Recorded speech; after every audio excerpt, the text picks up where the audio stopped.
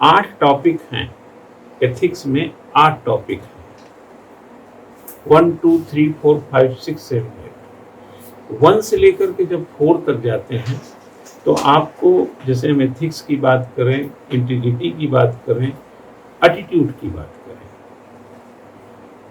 है ना, तो चाहे हम आपकी ईमानदारी की बात करें, चाहे नैतिकता की बात करें, और चाहे हम मनोवृत्ति अभिवृत्ति की बात करें, कहाँ से यह चीज़ का विकास होगा, इन चीज़ों को हम कहाँ से विकास कर पाएंगे, सबसे बड़ा सवाल यही है ना।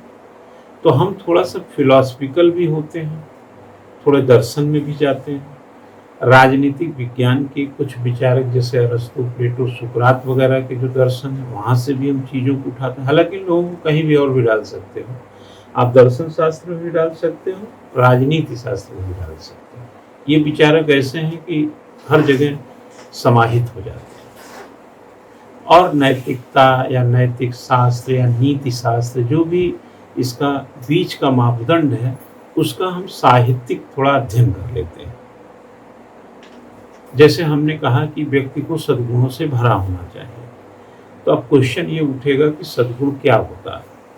तो जैसे नोलन कमेटी ने किसी भी देश के लिए, जैसे मैंने उदाहरण दिया होगा, 7 प्रकार के सद्गुण या गुण बताए थे, जिसमें आप देखेंगे कि इंटीग्रिटी इम्पॉर्टेंट है, आपको जो आपका एक प्रकार से इंटरेस्टलेस, मतलब ऐसा नहीं हो कि पता निजी फायदे के लिए लगे हुए हैं।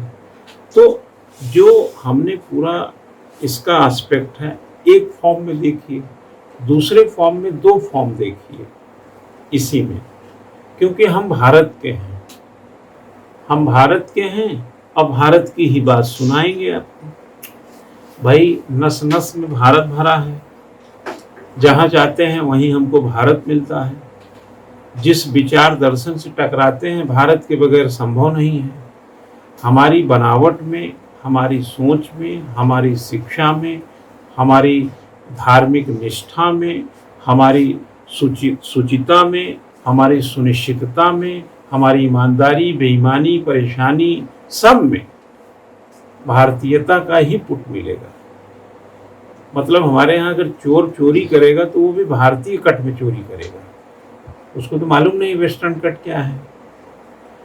तो हम पढ़ाई लिखाई भी करेंगे तो क्या करेंगे, भारतीय जो शिक्षा पद्धति है उसी के अंतर्गत पढ़ेंगे लिखेंगे ना। तो हम मिला जुला करके कुछ भारतीय दर्शन से प्रेरित होंगे।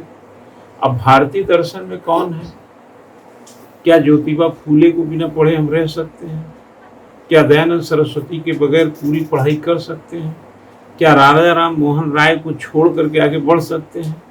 विवेकानंद हैं, परमहंस हैं, रविन्द्रनाथ टैगोर हैं, गांधी हैं, बाल गंगाधर तिलक हैं, सुभाष चंद्र बोस हैं, हम नेहरू जी की बात कर सकते हैं। हम और भी जो स्वतंत्रता संग्राम सेनानी थे, जिन्होंने एक अच्छा खासा वक्त बिताया, जिन्होंने अंग्रेज़ों की एक प्रकार से गुलामी के बीच में हम भारतीय नई नई फिलॉसफी, नए नए दर्शन, नए नए दृष्टिकोण, नए नए विचार और नए नए तरकीब और उपाय से भारत को आज़ाद कराने के लिए या उनके खिलाफ कुछ सोचने के लिए विचार बिंदु अपनाए गए।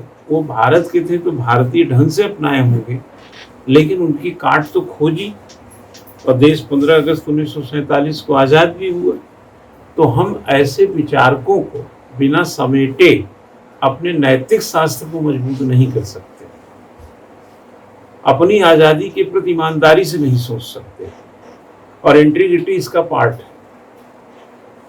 एक पूरा अक्खा चैप्टर, एक जैसे हमने बोला 1 2 3 4 5 6 7 8, ये पूरा उसमें शामिल है। एक ये हो गया, लेकिन हम औरों के बगैर भी नहीं रह सकते, जैसे मार्टिन लूथर किंग के बगैर भी नहीं रह सकते, मार्क्स के विचार को सोचे बगैर नहीं रह सकते।